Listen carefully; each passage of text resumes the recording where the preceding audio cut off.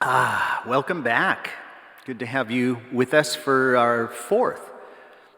This is our fourth Fireside Chat, and today you're going to be blessed to hear from Pastor Jonathan Trask, who heads up our kids ministry and is working with all the youth ministry. So I'm looking forward to that, as you should be too. And I wanted to give you some updates. Yesterday, when we had Pastor Jeff and his family, we did the updates on the front side instead of towards the end. So wanted to do that again today, and then I could just turn it over to Jonathan and let him run with this until we're done at 12:15. Update first on Pastor Bill.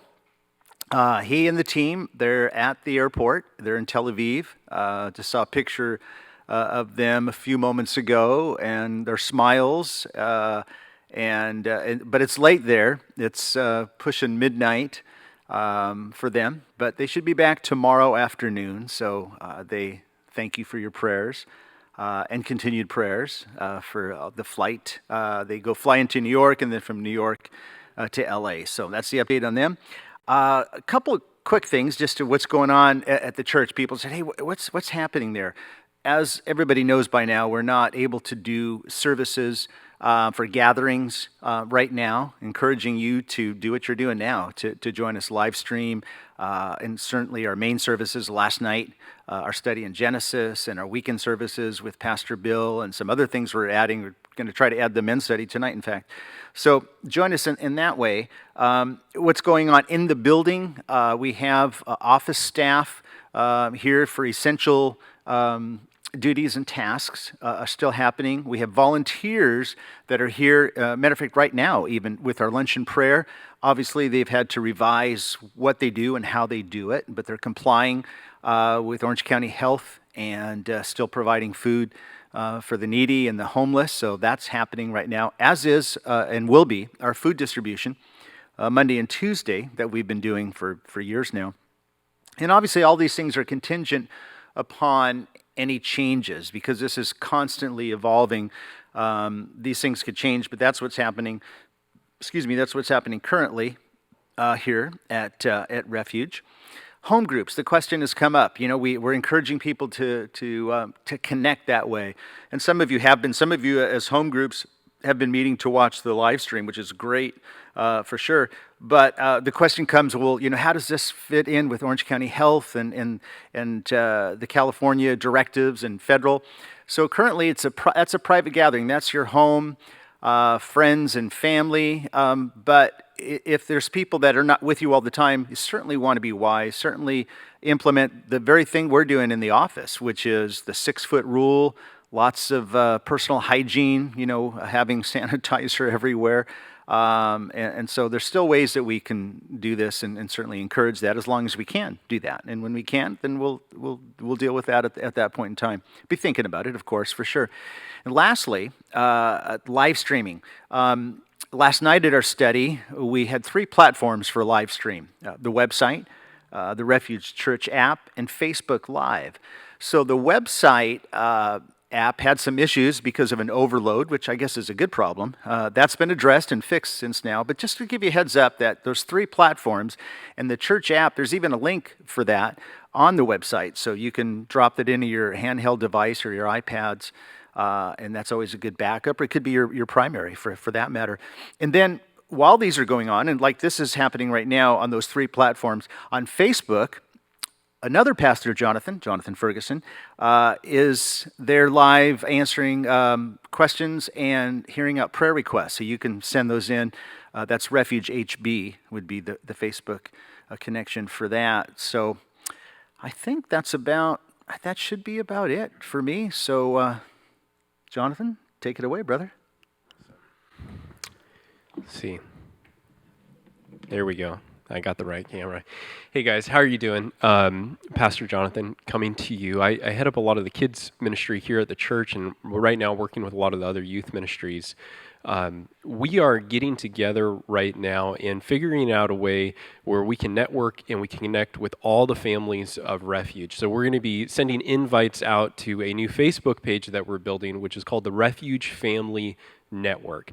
And what it's going to be a page so that all updates from kids ministry into our preteen ministry, our junior high ministry, our high school ministry, our young adults, and really just generally the families as a whole, be able to log on to that one little page there and send videos, and we're able to connect just with each other as families and update each other with what's going on.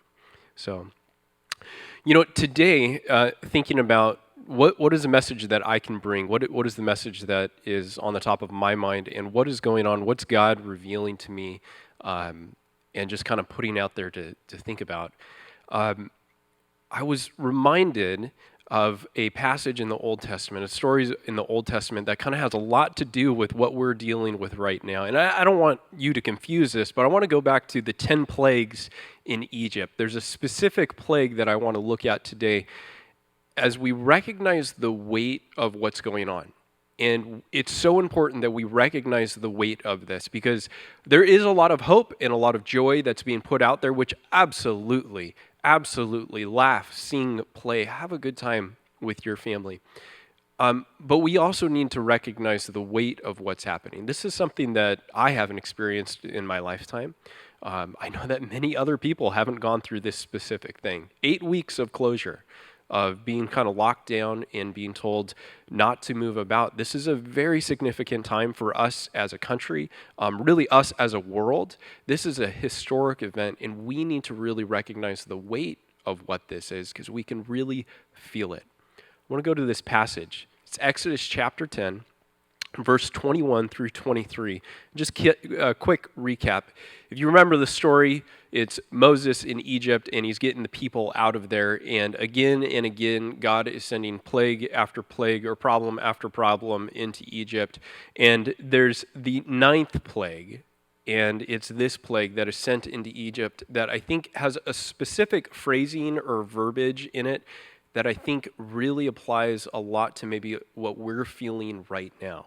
And it's this. Let me go ahead and read. It says this, verse 21, "Then the Lord said to Moses, 'Stretch out your hands towards the heaven, that there may be darkness over the land of Egypt.'" And this is the sentence, the phrasing that's key to lock in on and think about for a second.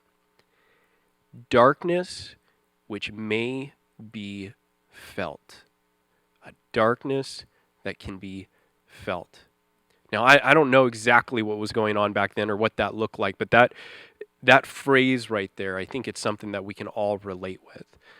No, it's not a physical darkness that's taking place around us like back then, but I can guarantee that amongst the trying to have a good time, the smiles, the laughs, the jokes internally of every single father, mother, and even with your children, there's a certain feeling in there, and I want to speak to that feeling, that deep feeling that you're holding, and it's that feeling of that weight.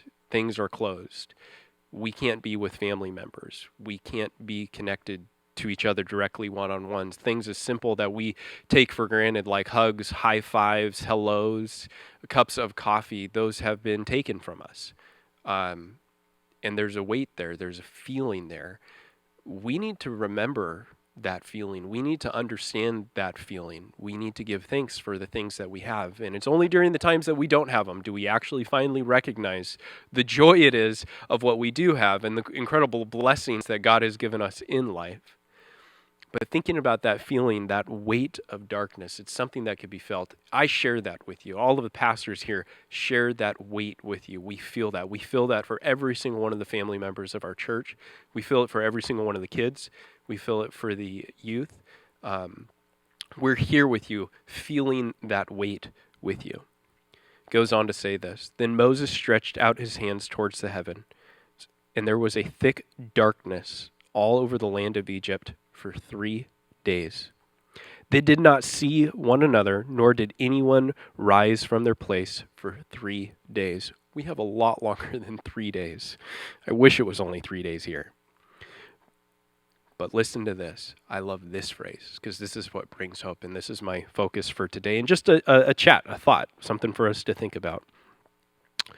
"But all the children of Israel, all the children of God, the children of light, had light in their dwelling." it was a time of darkness where the darkness was so heavy it could be felt. It was a very, very, very dark time.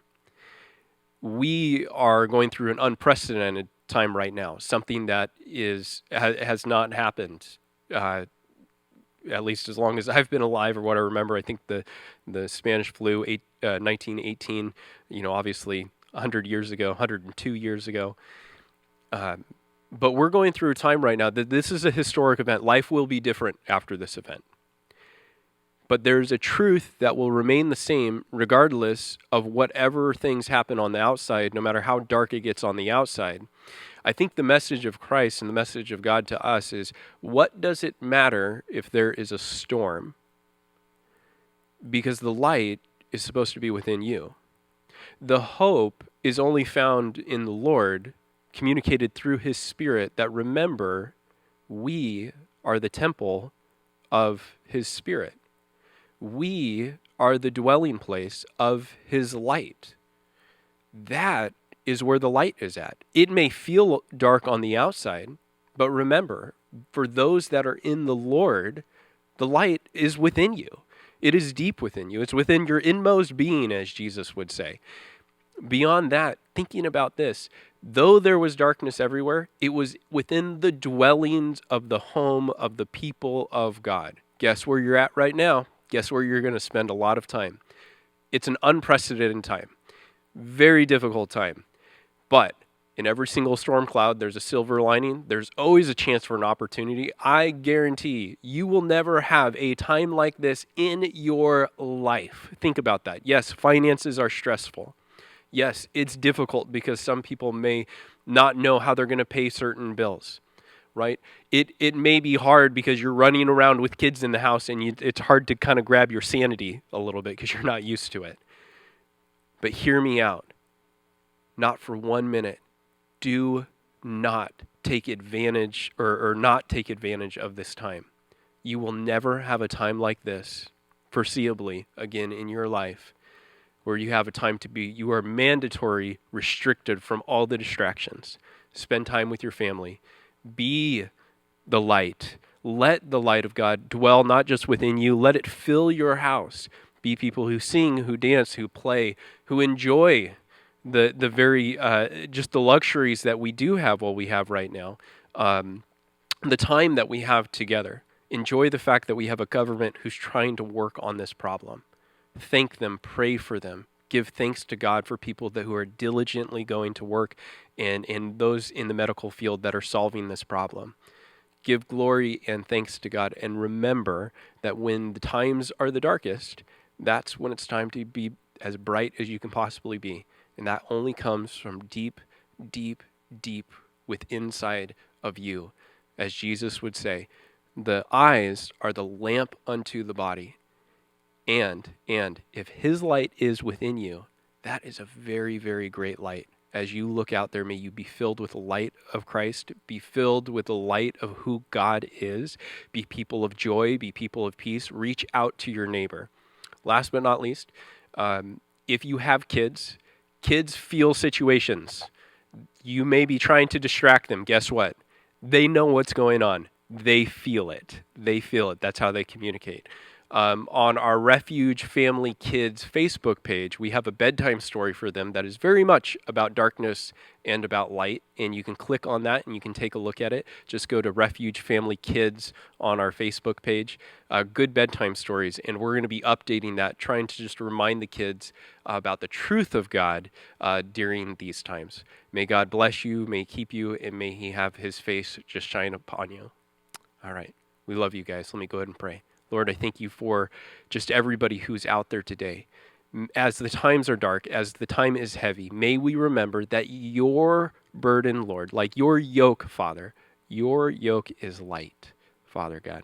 And in light, it's not heavy, Lord. It doesn't matter what happens to us.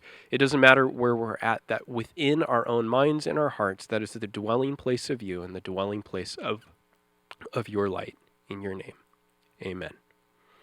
All right, guys. We'll see you around.